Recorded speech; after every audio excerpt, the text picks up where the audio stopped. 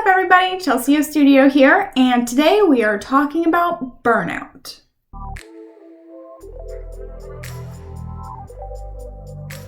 What's up, everybody? Welcome back to the studio. So today we are talking about a topic that I've been seeing around a lot, and that topic is burnout. Not only have I been seeing a lot of people talking about burnout, but I personally have experienced some burnout this year. 2020's been kind of trash, right? And I think that because 2020 has been so bad, a lot of people are suffering from burnout. And I am making this video in the hopes that I can help other artists, other small business owners, and just anybody that's dealing with burnout. So what is burnout? Well, burnout is when you are mentally, physically, and emotionally exhausted from excessive and prolonged stress. Burnout can also be not work-related. It could be in relationships. Maybe you have a continual problem that keeps coming up and there doesn't seem to be a solution. Burnout can be in caregiving, whether you are a paid caregiver or a parent. Having to take care of others is very, very tiring and can lead to burnout. Specifically for me, I am going to be talking about burnout in relation to my job because I am a small business owner, I'm a full-time artist, and that means that I have to wear all of the hats for my business. And it seems like from about September to even now, everything is kind of just a big blur for me. And I didn't know it then, but I had lit that burnout fuse, and unfortunately, it does come with some consequences. So I'm gonna try and help you guys avoid that and come out of it a little bit faster than I did. Let me preface this by saying that this video is my opinion. I am not a doctor, a therapist, counselor, anything like that. I'm just somebody that's been through it and want to share that experience with you, and also want to share how I got over it and how I will be preventing it in the future.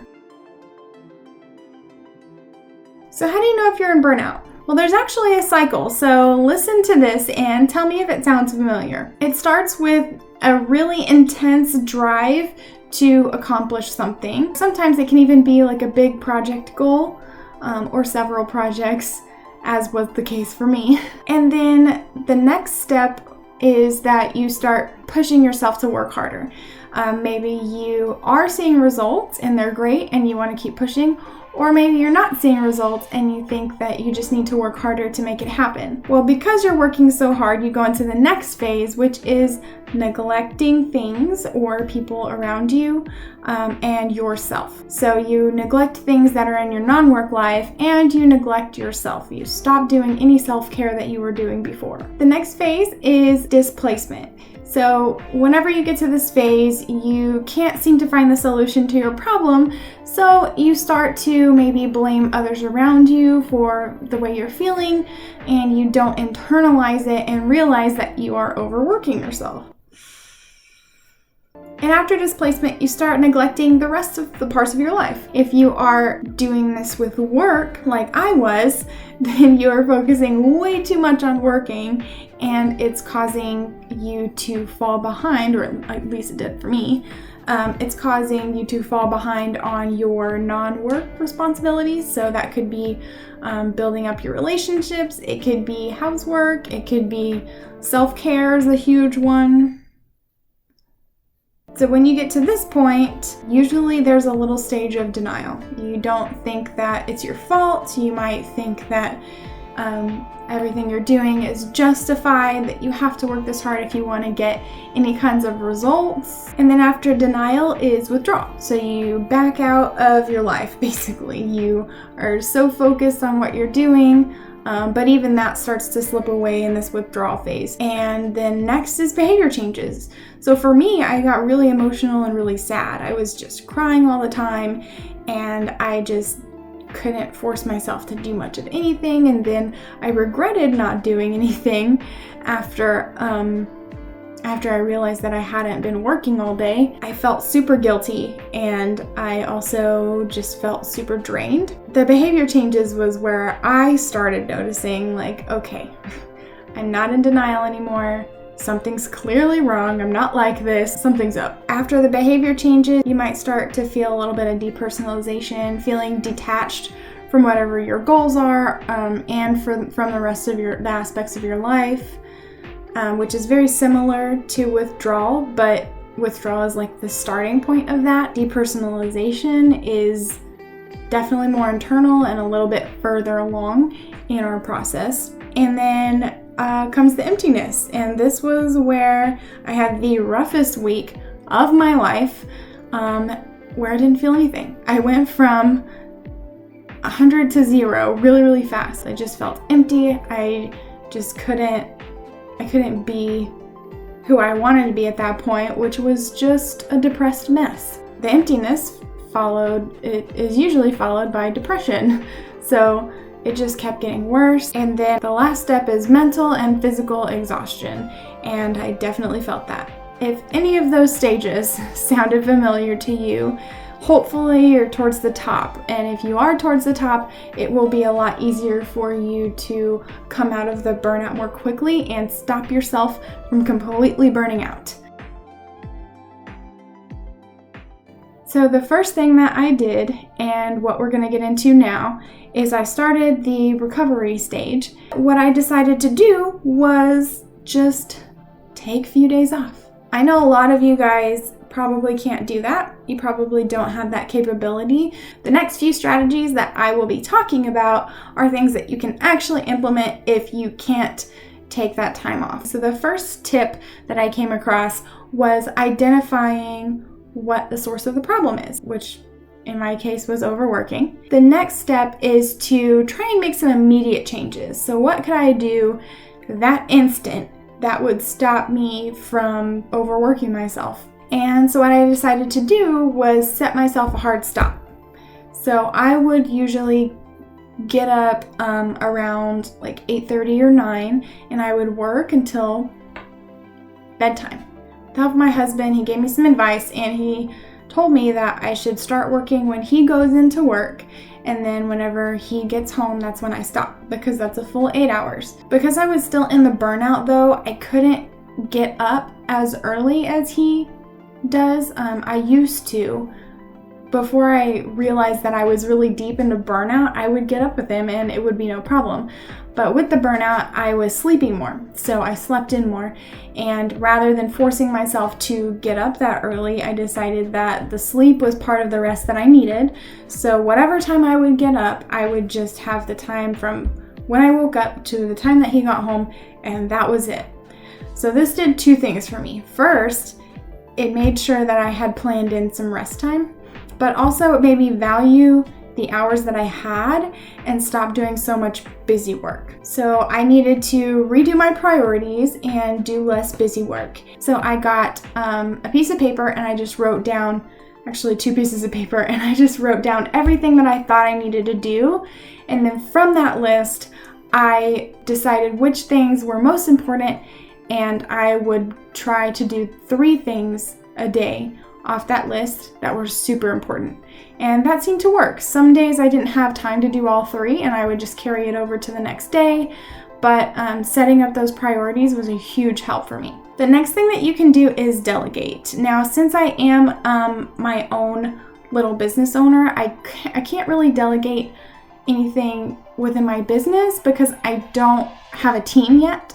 But I could delegate some of the other tasks that I needed to do that weren't work related, so mostly housework. So if there's anybody that you can ask for help, a really good trusted friend, a family member, a spouse, partner, anything like that, definitely don't hesitate to do that, because usually the people that are closest to you are the ones that want to help you out. The next big one is talking to people about it. So like I mentioned, I had some help from my husband because I decided to just explode, and I just completely opened up to him. And he was the one that said, well, you work so much, you need to make sure that you stop. And I cannot tell you how much that helps. The exponential value of having a stop time, the exponential value of talking to somebody and getting their ideas, because whenever you are burnt out, you can't see solutions. They just don't appear to be there. So talking to somebody or a couple of people is super, super helpful. The emotional support is very powerful, and it can help you brainstorm, it can help you find solutions, and it can help you with some clarity. The ability to see the solutions that maybe you can't see because of the burnout. The next thing to do is examine your options and come up with a plan. The big one for me that I've already said was setting a stop time and prioritizing. So as soon as I realized that I needed to do those things, I set those in motion and followed through. And with any new projects that have come up, I've decided to ask myself a few questions to make sure that they are worth it and that they are not going to contribute to another burnout. Saying no is also a really big, important thing for you to be able to do while you're trying to get out of burnout and when you're trying to prevent burnout. So whenever you have a new task, a new opportunity, whatever it might be, show up. Think, how much time is this going to take? Also, how much work is this going to take? And do I have the energy and the capability of doing this? If I have all of these things, is the result worth it?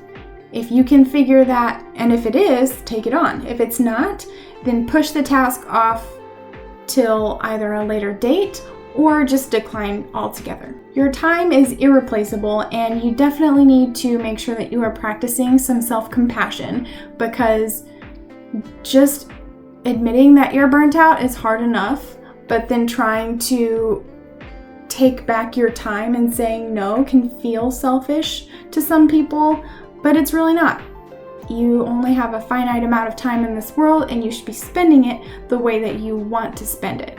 So if an extra project or an extra opportunity is going to take away and not add value, practice that self-compassion and be okay saying no. Don't feel guilty.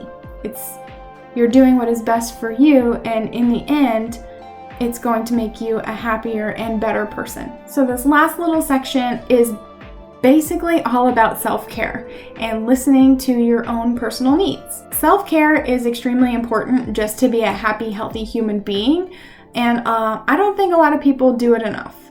I know that self-care has been pushed a lot in 2020 because we have been dealing with some unprecedented circumstances, and it is causing a lot of really intense psychological side effects for a lot of people.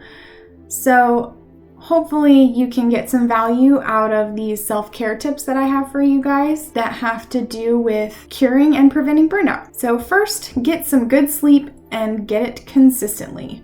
If you are not sleeping through the night, if you are not getting enough hours of sleep, you are literally killing your body. You need sleep to survive. You do not get a badge of honor for pulling an all-nighter. It is actually way more beneficial for you to get a full night's sleep and take a nap in the middle of the day, because it resets your brain. Your brain only has about 3 to 4 hours of deep work capability, and the chemicals that your brain creates whenever it's doing deep work, they fog it up. That's why you start getting tired. That's why you can't focus.